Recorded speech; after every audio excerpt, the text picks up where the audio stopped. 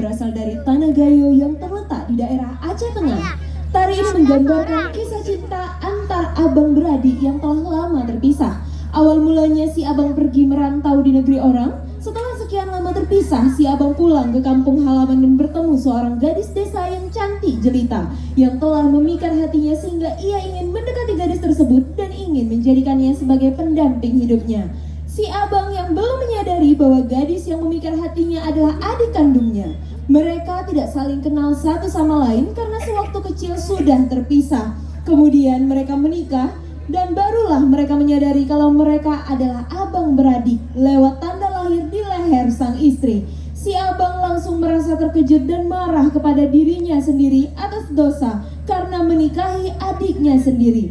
Kemudian si adik yang kebingungan tanpa penjelasan si abang menolak si adik dan menjatuhkan foto keluarga semasa kecil mereka. Setelah melihat itu, sang adik yang terkejut berlari ke bukit tepi danau melampiaskan marah dan kecewanya terjun ke danau Laut Tawar. Inilah dia penampilan dari Sarisaku SMA Negeri 1 Kuta Cane.